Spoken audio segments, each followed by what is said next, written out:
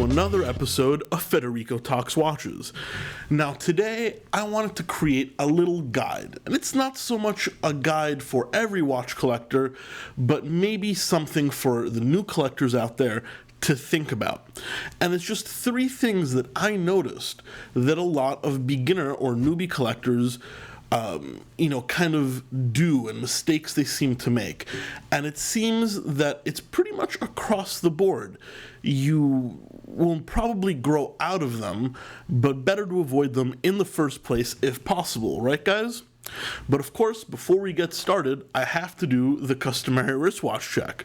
Now today I'm wearing the Eterna Contiki World Timer, a watch that I do not wear that often, but I actually just got a new strap for it, so keep an eye out for the next episode where I'm going to put it on a new strap. I'll keep that as a surprise. But anyway, the 3 mistakes I think are pretty prominent amongst new collectors. Well, the first one is buying a lot of inexpensive watches very, very quickly. You just get into the watch hobby, you discover time zone, maybe you find a Tim Masso video on YouTube, and you fall in love with horology. Who can blame you? It's a great hobby. So what do? You dip your foot in. You go and you buy a Seiko 5 or a Seiko Monster or maybe a Laco Flieger. Pretty great first watch. But then guess what happens? You get bitten by the watch bug, and all of a sudden 3 weeks later you buy a Christopher Ward, and 8 weeks later you get that Seiko Presage, and next thing you know, a year later you've got 7 watches in the $100 to $900 category, and that adds up rather quickly.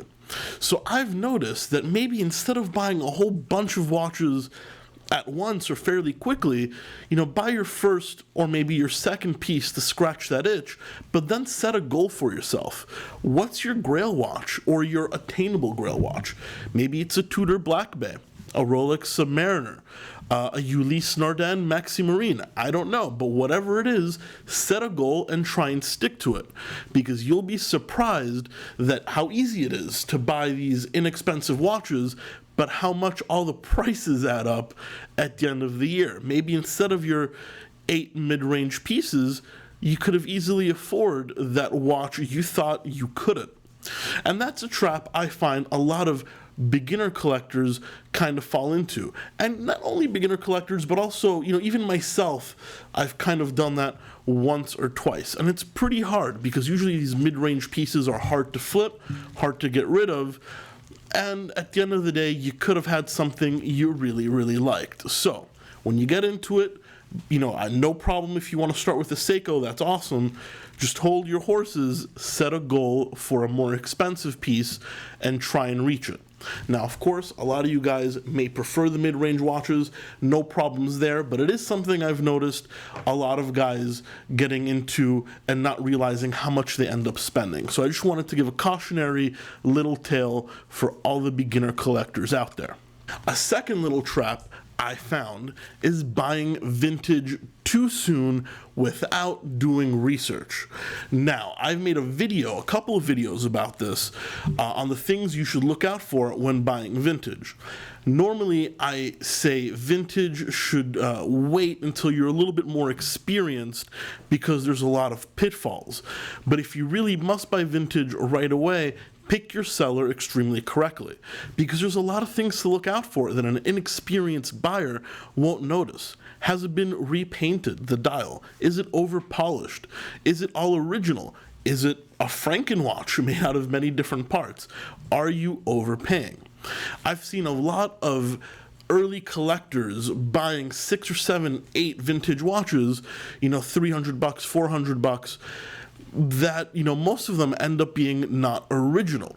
So I say, if you can, hold off on vintage until you have a little bit more experience, but if you really must scratch that vintage itch, please do a lot of research, post a question on the Purist Pro or timezone.com, consult a friend who is maybe a little bit more orologically experienced than you are before you go out and spend your hard-earned money on something that isn't what it really says it is. And this happens to everybody, guys. No shame in that, but the more awareness we spread about the topic, the less likely it is to happen. And then the third thing, which is kind of hard to describe, but I've seen it happen quite a few times, is early collectors not really buying what they like, kind of falling for the hype. That was not meant to rhyme, but for example, you fall in love with horology and you set your eyes on a Submariner. Now the truth is, you may love the Submariner, but really think about it. Are you buying it because you like it, or are you buying it because that's the cool watch to have? Don't fall for the marketing hype. Take a step back, don't make any rash decision, and check out a few other watches. Try on some of the competition, an Omega Seamaster, a Breitling Super Ocean, maybe a Blancpain 50 Fathoms Bathyscaphe. See, if the Submariner really is the watch for you, or if you're buying it because it's the easy choice. It's going to be a lot more gratifying down the line if you buy something you really like. Now, it's really hard to make some of these guides for these new collectors, but these are the three things that kind of stick out in my mind that I went through and that I see a lot of other people go through when starting to get into our wonderful yet expensive hobby. So if these mistakes can be avoided, it ends up being better for everyone. Anyway, guys, a short little video today, but I thought it's valuable for new collectors to consider these three things. But I will catch you this Wednesday live with Tim, because Mike Michaels is taking a much-deserved day off, and he's probably got a ton of watches to repair. So, we'll let him do the heavy lifting up there in the watchmaking workshop. But thank you so much for catching another episode of Federico Talks Watches. Please don't forget to like and subscribe, and check out our Instagram account, link in the description below, and of course our Talking Hands videos over at the Watch You Want Watch Review channel, link in the description below as well. Anyway, as I said, thank you so much for watching another episode of Federico Talks Watches, and I'll catch you guys in the next one on Wednesday. Take care.